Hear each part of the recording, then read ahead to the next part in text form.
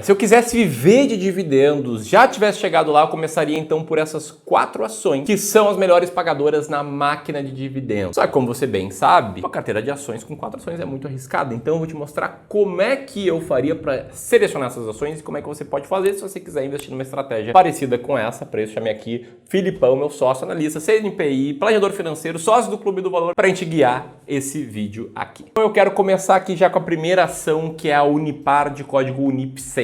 Fundada no Brasil em 1969, de capital aberto desde 1973, a Unipar é uma empresa que atua no setor químico e petroquímico e tem 3 unidades produtivas. E as ações da Unipar, elas não vêm performando tão bem assim no curto prazo. Nos últimos 12 meses, o que o investidor vê é uma queda de mais ou menos 4%, já considerando o reinvestimento de proventos, que é bem diferente dos resultados nos últimos 5 anos, que é uma alta de quase 200%, que significa que o patrimônio de quem investiu lá foi multiplicado por 3, que é 100% multiplica por 2, 200% multiplica por 3. E o que está acontecendo com a Unipar é que recentemente foi aprovado o seu aumento de capital e também bonificação de ações, numa decisão que inclui a emissão de mais de 10 milhões de ações de diferentes classes e uma bonificação de 10%, que deve oferecer uma nova ação para cada 10 existentes. Novas ações essas que foram concedidas para quem era acionista da Unipar no dia 23 de abril. Bom, se esse vídeo aqui é sobre dividendos, a gente tem que mostrar os dividendos de Unipar, né? Então você pode dar uma olhada nesse gráfico aqui na tela para ver que nos últimos anos a Unipar ela elevou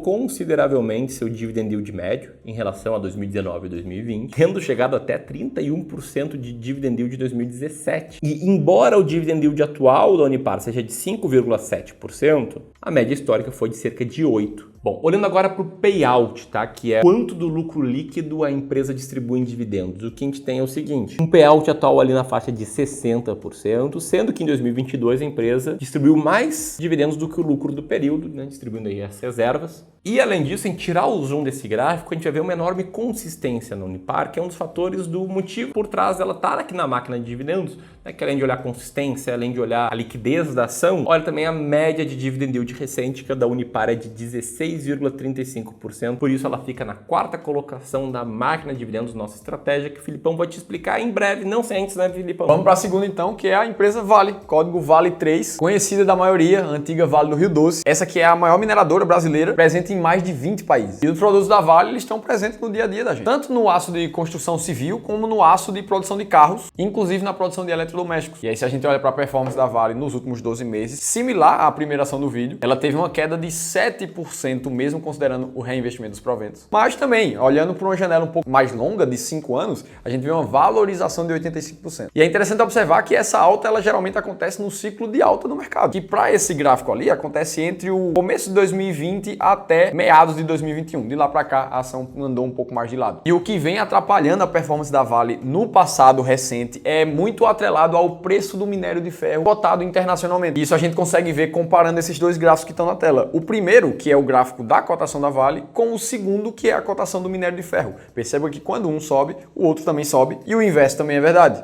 Mas independente do minério de ferro, a gente consegue olhar para o passado recente também dos dividendos da Vale e tirar algumas conclusões. A primeira delas é que ela vem sendo também consistente no pagamento de dividendos por mais de 5 anos seguidos. Essa imagem mostra isso para você. E principalmente nos últimos 3 anos ali, ela conseguiu elevar consideravelmente essa distribuição de dividendos e a gente também consegue ver isso nessa segunda imagem. Olha como as barras estão muito mais altas a partir de 2021. Atualmente ela está com dividend yield pouco acima de 11%. Isso tudo com um payout que foi aumentado de 2 anos para cá. Nesse momento na casa de 80%, ou seja, a maior parte do lucro líquido dela foi distribuída em dividendos. Mas o fato que torna ela uma das 10 maiores pagadoras da bolsa é o dividend yield médio dos últimos 3 anos, aliado à sua constância de pagamento. E esse dividend yield médio está na casa de quase 15% nesse momento, colocando ela na 8ª posição do ranking da máquina de dividendos. Se eu estivesse no lugar em que você está e não trabalhasse há 10 anos no mercado financeiro, eu teria 2 dúvidas. Primeiro, Ramiro, Filipão, vocês olham para o dividend yield passado, né? Isso é garantia de dividend yield futuro? E a resposta é que não é uma garantia de dividend yield futuro.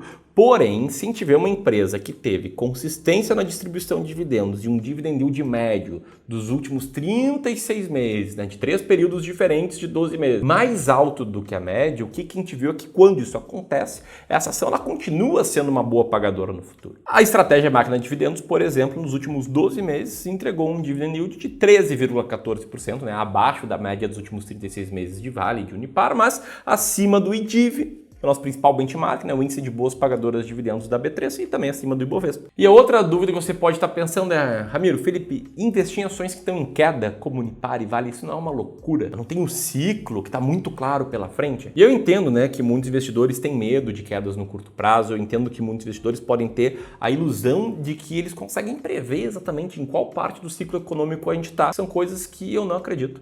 A gente não acredita. Se a gente olhar para trás, a gente consegue ver perfeitamente como é que foram os últimos ciclos. Mas enquanto a gente está no meio do ciclo, a gente não tem como ter clareza do que vai acontecer com o minério de ferro ou do que vai acontecer com o PVC. E a gente ainda entende que os seres humanos, eles colocam seu pessimismo, ou melhor, colocam as notícias de curto prazo muito forte nos preços. E é por isso que a gente não toma decisões de investimento tentando entender ou traçar cenário, e sim apenas olhando para números de forma quantitativa. E por mais que algumas pessoas, como a Daniele, comentem, mas a Goal, ela é uma queridinha do Clube do Valor. O fato é que a gente não tem queridinha, né? A gente tem critérios matemáticos, quantitativos, a gente segue eles independentemente do nosso humor ou do que a gente acha que é o humor do mercado. Essas ações aqui não são indicações, e sim um reflexo do que é a máquina de dividendos, nossa estratégia de foco em dividendos, que a gente testou nos últimos 25 anos e teve esse resultado que está na tela, teria como ações bem ranqueadas no mês atual. E aí, botando aqui minha opinião como diretor de marketing do Clube do Valor, a gente faz esse tipo de título para chamar a tua atenção mesmo e para te mostrar que a gente faz uma forma diferente do mercado. E eu te pergunto, você já parou para pensar quantas ações você tem na carteira que foram fruto de alguma análise com algum viés comportamental? Ou melhor, quantas ações na tua carteira estão lá por questões mais qualitativas? Porque, sei lá, você viu algum economista prevendo um desfecho em alguma guerra no outro lado do mundo? Ou porque você acha que a gente está num ciclo do minério de ferro que ele vai cair bastante daqui para frente? Mas já parou para pensar sobre o que um consultor de investimentos faria de diferente na sua carteira atual? Bom, para descobrir essa resposta, a gente vai disponibilizar algumas vagas na agenda dos especialistas aqui do Clube do Valor. Abriram a agenda para falar com quem está assistindo esse vídeo aqui e preencher um formulário solicitando uma reunião de análise e diagnóstico de carteira. Convido para preencher o formulário, está no primeiro link aqui na descrição, o link aqui em cima